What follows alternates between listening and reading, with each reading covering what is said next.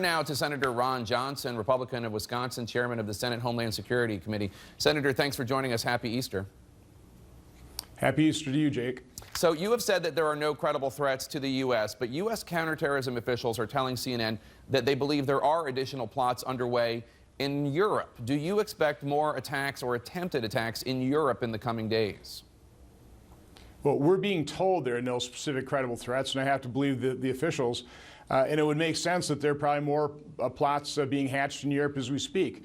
Europe obviously is in greater danger. They're in closer proximity to the Middle East. We're seeing this surge of refugees. We now know that a couple of those terrorists came into Europe with that refugee flow. So what we're unraveling, or what the officials in Europe are unraveling, are these cells and these plots. And unfortunately, this is exactly what Islamic terrorists are trying to sow. What you're seeing in Brussels today, the type of civil unrest. They're trying to destabilize different countries, and they're doing a pretty good job of it. Belgian police have arrested a man they call Faisal C. They've charged him with terrorist murder. Is it your understanding that Faisal C. is the man in white who got away after the airport bombing? I have no more information than you have on that one. It's beginning to look as though Belgian authorities did have some knowledge of the brothers who carried out the bombing at the airport beforehand, and yet authorities failed to stop the attack. Do you think that this is an example of an intelligence failure by officials in Belgium? Well, we all have the problem of what do you do with the not guilty yet? In free and democratic societies where you have the presumption of innocence.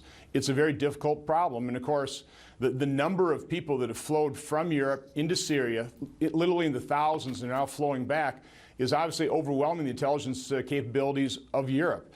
It's a concern here in America, which is why I always go back to, we have to address the root cause of the problem. It's the instability in Syria and Iraq. It's the fact that ISIS exists, that caliphate is still standing. Remember, it was 18 months ago, in September 2014, that President Obama declared our goal, which I agree with, degrade and ultimately defeat ISIS.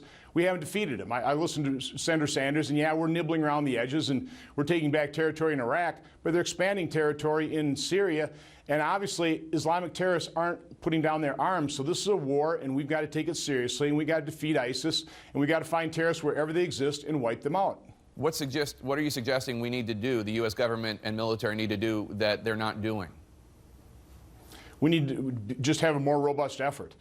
We need to assemble that coalition of the willing, and the reason we haven't assembled them is because we have not shown the leadership. President Obama took off the table that the same day that he declared the goal, he basically took off the table the very ingredient that was going to be necessary, and that's American troops on the ground. Now, I don't think we have to have that many of them. We haven't heard out of this administration a real strategy for defeating ISIS, but we actually have to show the leadership so that the coalition of the willing will actually assemble around us. And let's face it, I think Europe is probably a little bit more primed to really join that coalition. This has got to be a long-term effort. I mean, the historic blunder of President Obama was leaving Iraq. After all the sacrifice, after the stabilization of the Iraq, we bugged out. And as a result, that coalition disintegrated, and ISIS was able to rise from the ashes of what was a defeated al-Qaeda in Iraq. We have to learn the lessons of history. We have to be relentless in our pursuit of stamping out Islamic terror. Let's turn back to the terror investigation in France and Belgium. The only surviving terrorist from the deadly attacks in Paris this fall, Salah Abdeslam, was arrested just days before the bombings in Brussels. He wasn't even questioned until the day after his arrest, and he denied knowing the men who murdered dozens of people at the Brussels airport. Donald Trump, the Republican frontrunner, said this week he would have talked a lot faster with the torture. Do you agree? What we really need to do, and I've been down in Guantanamo Bay and I've talked to the people that do the interviews, and the way you actually gather intelligence that's effective is over a long period of time. And what this administration has done in their quest to close down Guantanamo Bay, we stopped capturing, detaining, and questioning Islamic terrorists. Now, we're doing some of that. We're starting to capture some of the Islamic terrorists, some of the ISIS operatives. Fortunately, we captured one that was a former Iraqi chemical weapons expert, and that individual apparently started singing like canary, so we're able to take out some of those installations.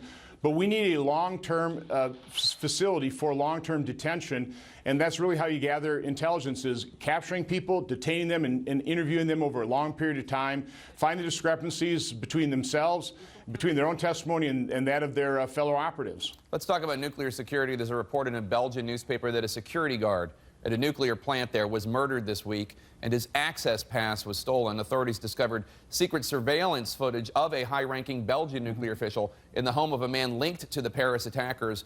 Are you at all concerned that ISIS could infiltrate a nuclear plant in Europe, or is that just too far afield, do you think? No, I'm highly concerned about that, but not only in Europe. Look at the attack on the Metcalfe power station in California. We have not solved that. That's a very disconcerting chain of events here. So trust me, our critical infrastructure is vulnerable to cyber attack, to potential terrorist attack, and we are not taking this threat seriously enough. It's highly concerning. Senator Ron Johnson of Wisconsin, thank you so much, sir. Appreciate it. Hope you have a peaceful Easter. You too. Fire